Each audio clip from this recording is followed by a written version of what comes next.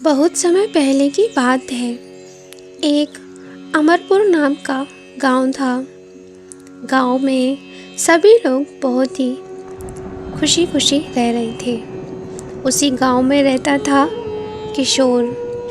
किशोर और उसकी बेटी और उसका बेटा और उसकी पत्नी जैसे तैसे गुजर बसर कर रहे थे। किशोर और उसकी पत्नी कमला बहुत ही ईमानदार व्यक्ति थे। वह अपने परिवार को पालने के लिए ईमानदारी से काम करते थे। कभी भी वह गलत काम नहीं करते थे। इसी वजह से उनके पास अक्सर ही पैसे की तंगी बनी रहती। दिवाली आने वाली थी। इधर किशोर और उसकी पत्नी बात करते हैं कि कहाँ से पैसा आएगा, दिवाली आने वाली है। किशोर कहता है मैं कुछ ना कुछ ज़रूर करूँगा। उधर किशोर की बेटी अपने भाई से कहती है भैया दिवाली आने वाली है, नए नए कपड़े लेके आएंगे। मैं पापा से कहूँगी हम दोनों के लिए नए कपड़े लेके आएं और ढेर सारी मिठाइयाँ लेके आएं। तभी किशोर का बेटा भी कहता है हाँ हाँ क्यों नहीं चुटकी, ज़रूर से। मैं भी पापा से कहूँगा मेरे लिए भी ढेर सारे कपड़े लेके आएं। बाज़ार में बहुत ज़्यादा भीड़ हो रही थी। ये सब देख के किशोर भी सोच रहा था। तभी उसकी बेटी उसके पास आती है और कहती है बाबा मेरे लिए एक नई फ्रॉक लेके आओ ना। तभी किशोर कहता है बेटा पैसे कुछ कम हैं, हम अगली दिवाली पर तुम्हारे लिए फ़्रॉक लेके आएंगे, अभी पुरानी फ़्रॉक ही पहन लो। तभी किशोर की बेटी फिर से कहती है लेकिन बाबा हम पुराने कपड़े क्यों पहने, हर बार हम पुराने ही पहनते हैं। आपने पिछली दिवाली पर भी ऐसे ही कहा था, मुझे नई फ्रॉक चाहिए। तभी किशोर फिर से कहता है बेटा पास में पैसे नहीं हैं तो मैं कहाँ से लेके आऊँ। तभी किशोर की बेटी उसे राजा के पास भेजती है। किशोर राजा के पास जाकर कहता है राजा मुझे कुछ पैसे उधार दे दो, मुझे दिवाली मनानी है, मैं कुछ ही दिन में वापस कर दूंगा। तभी राजा कहता है हाँ हाँ क्यों नहीं, ज़रूर तुम पैसे उधार ले जाओ, लेकिन समय से पहले लौटा देना। किशोर कहता है हाँ राजा साहब ज़रूर, मैं जल्द ही आपके पैसे आपको वापस कर दूंगा। राजा फिर से किशोर से कहता है दिवाली मनाने के लिए तुम उधार क्यों ले रहे हो, लेकिन जाओ ये ले जाओ पैसे। और किशोर वहाँ से पैसे लेके घर आ जाता है और सभी लोग दिवाली धूमधाम से मनाते हैं। काफ़ी दिन हो चुके थे। किशोर पैसे वापस करने अभी तक नहीं आया था। राजा सोचने लगा कि किशोर कहीं बेईमान तो नहीं हो गया।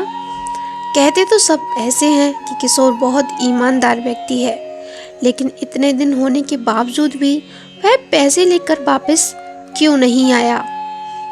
ये सोचते सोचते वह अगले दिन ही किशोर के घर पे जा पहुंचा। राजा जब किशोर के घर पे पहुंचा तो दरवाज़ा बंद था।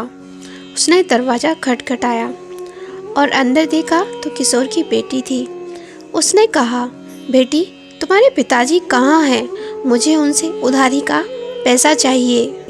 लड़की बोली पिताजी स्वर्ग का पानी रोकने गए हैं। राजा ने फिर पूछा तुम्हारा भाई कहाँ है। लड़की बोली बिना झगड़े के झगड़ा करने गया है।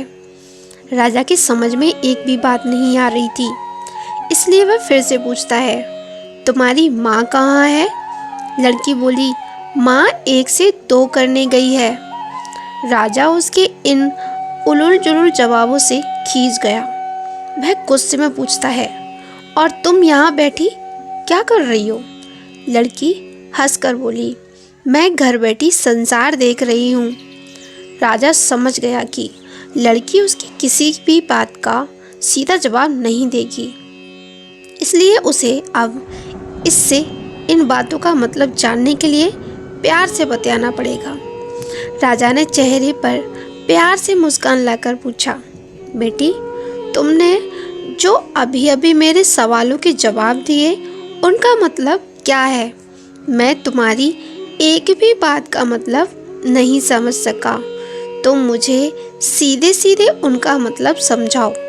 लड़की ने भी मुस्कुराकर पूछा, अगर मैं सभी बातों का मतलब समझा दूं तो क्या आप मुझे कुछ दोगे? राजा के मन में सारी बातों की जानने की तीव्र उत्कंठा थी। वह बोला, जो मांगोगी वही दूंगा। तब लड़की बोली, आप मेरे पिताजी का सारा कर्ज माफ कर देंगे तो मैं आपको सारी बातों का अर्थ बता दूंगी। राजा ने कहा, ठीक है, मैं तुम्हारे पिताजी का सारा कर्ज माफ कर दूंगा। अब तो सारी बातों का अर्थ समझा दो। लड़की बोली, महाराज, आज मैं आपको सारी बातों का अर्थ नहीं समझा सकती।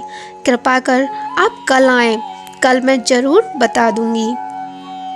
राजा अगले दिन फिर उस व्यक्ति के घर गया। आज वहाँ सभी लोग मौजूद थे। वह आदमी, उसकी पत्नी और उसका बेटा और बेटी। राजा को देखते ही लड़की पूछी, महाराज, आपको अपना वचन याद है ना? राजा बोला, हाँ, मुझे याद है। तुम अगर सारी बातों का अर्थ बता दो तो मैं तुम्हारे पिताजी का सारा कर्ज माफ कर दूंगा। लड़की बोली, सबसे पहले मैंने ये कहा था कि पिताजी स्वर्ग का पानी रोकने गए हैं। इसका मतलब था कि वर्षा हो रही थी और हमारे घर की छत से पानी टपक रहा था। पिताजी पानी रोकने के लिए छत बना रहे थे, यानी वर्षा का पानी आसमान से ही गिरता है और हम लोग तो यही मानते हैं कि आसमान में ही स्वर्ग है। बस पहली बात का अर्थ यही है। दूसरी बात मैंने कही थी कि भैया बिना झगड़े के झगड़ा करने गया है।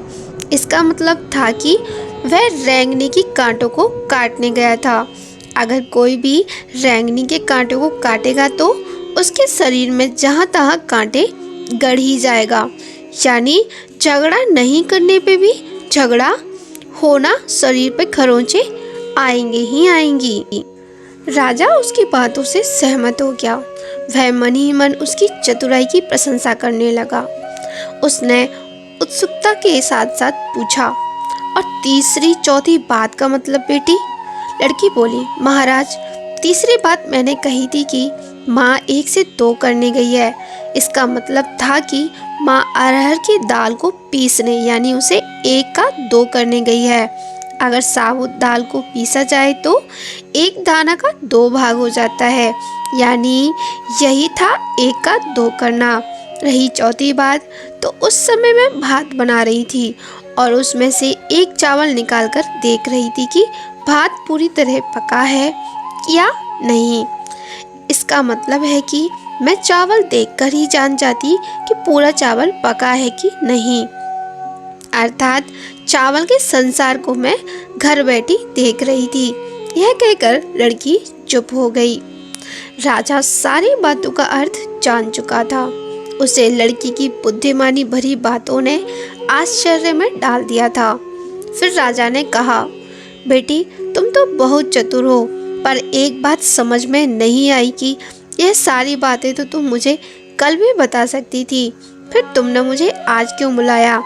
लड़की हंसकर बोली, मैं तो बता ही चुकी हूँ कि कल जब आप आए थे तो मैं भात बना रही थी।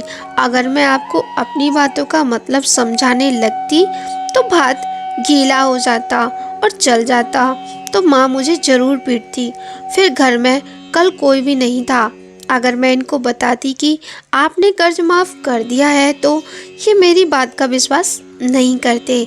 आज स्वयं आपके मुंह से सुनकर कि आपने कर्ज माफ़ कर दिया है, जहाँ इन्हें इसका विश्वास हो जाएगा और खुशी भी होगी। राजा लड़की की बात सुनकर बहुत ही प्रसन्न हुआ।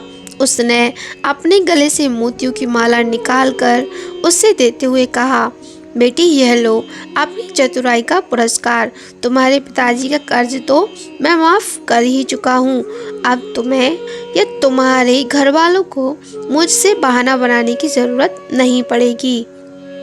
अब तुम लोग निश्चिंत होकर रहो। अगर फिर कभी किसी चीज़ की ज़रूरत हो तो बेझिझक होकर मुझसे कहना।